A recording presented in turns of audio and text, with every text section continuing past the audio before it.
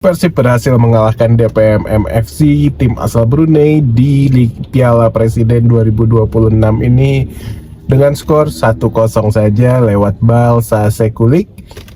Apakah Persib bermain lebih baik dari pertandingan sebelumnya melawan Arema FC? Yuk kita bahas di video kali ini. Sebelumnya jangan lupa klik tombol like dan juga klik subscribe supaya gue makin semangat lagi untuk menyajikan info-info tentang sepak bola baik nasional maupun internasional. Ya, kita pertama-tama akan membahas starting line up yang dipakai oleh Persib pada pertandingan melawan DPMM kemarin. Persib pada pertandingan ini sepertinya lebih memakai bukan hanya tim pelapis, namun tim pelapisnya pelapis atau tim lapis tiganya atau bisa Persib C lah. Dimana kiper diisi pemain muda Fitrah Maulana, lalu di bek kiri ada Hamra Hanusa, di bek tengah ada duet Dion Marks dan Julio Cesar, di bek kanan tetap Kakang, lalu di lini tengah yang terjadi perombakan hampir semuanya full diganti. Ada Deddy Kusnandar bermain, Azikri, lalu Nazril.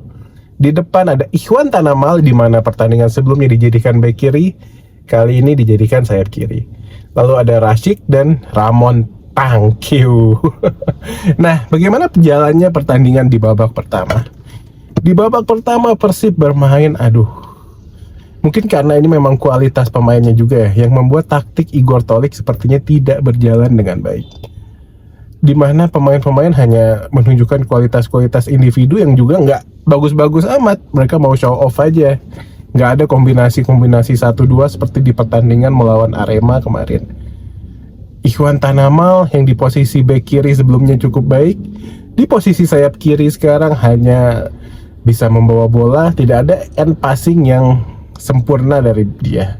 Itulah kenapa dia memang tidak dikejar oleh tim-tim besar ya. Memang dia hanya berkutat di tim-tim mediocre, di Persita, di Persis, dan akhirnya sekarang di Persib Bandung, mungkin karena posisinya di sayap kiri sehingga dia tidak memiliki end passing dan ya akhirnya jadi pemain yang begitu-begitu aja. Mungkin kalau di posisi back kiri cukup menjanjikan, bisa menjadi backup lah di posisi back kiri.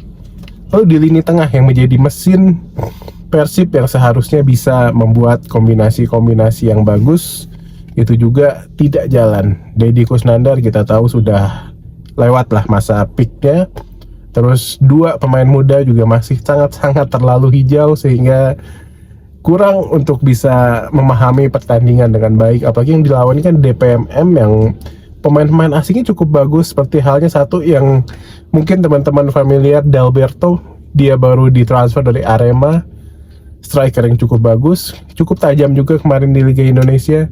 So, menahan 0-0 di babak pertama dengan pemain muda ini bisa dibilang meskipun penampilan mereka tidak cukup bagus ya, hasil 0-0 cukup memuaskan lah. Menahan DPMM 0-0 dengan tim lapisan ini. Lalu di babak kedua mulailah masuk pemain-pemain yang sudah biasa dipakai di pertandingan resmi, seperti halnya William Barros, Berginho, Balsa Sekulik, Luka Menalo mulai masuk.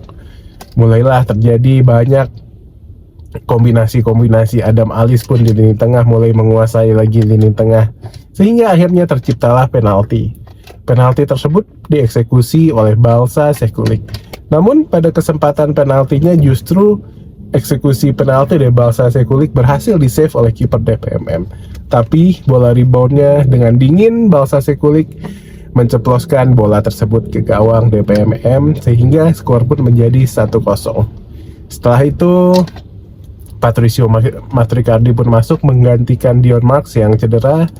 Dan DPMM pun memang setelah itu bermain lebih keluar lagi, lebih menyerang Persib sih, karena mereka menginginkan poin demi menjaga peluang asa untuk lolos ke semifinal. Tapi serangan demi serangan masih bisa dimentahkan oleh duet center backs Julio Cesar dan Patricio Matricardi yang memang di musim lalu pun itu duet menjadi duet cadangannya Barba lah. Bisa dibilang kalau Barba absen pasti salah satu dari Julio Cesar atau Matricardi pasti akan membackup dari Barba.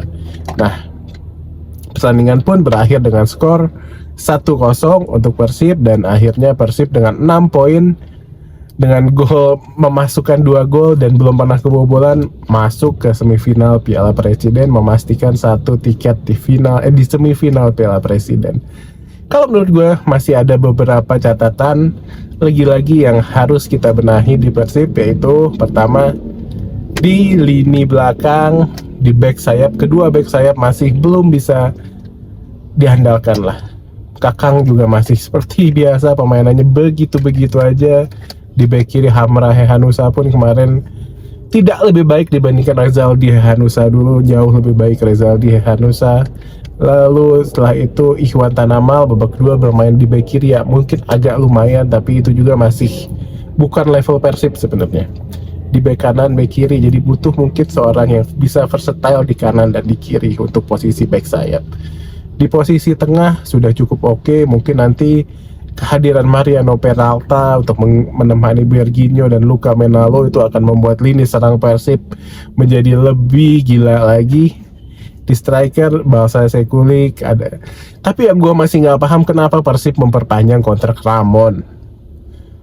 Ini pemain first touch-nya aja aduh jelek banget. Dia itu berguna cuman ketika jadi defender pertama di lini depan. Coba menurut kalian gimana? Kalau menurut gue sih butuh 1 striker lagi untuk menggantikan Ramon. Gimana menurut kalian, Boboto? Kira-kira kita masih butuh 1 striker lagi? Kalau menurut gue iya. Striker, kiper, dan pemain bertahan yang bisa versatile kanan, kiri, tengah. Thank you for watching. Boleh komen di bawah gimana komentarnya. Thank you for watching. See you and I see you. Bye.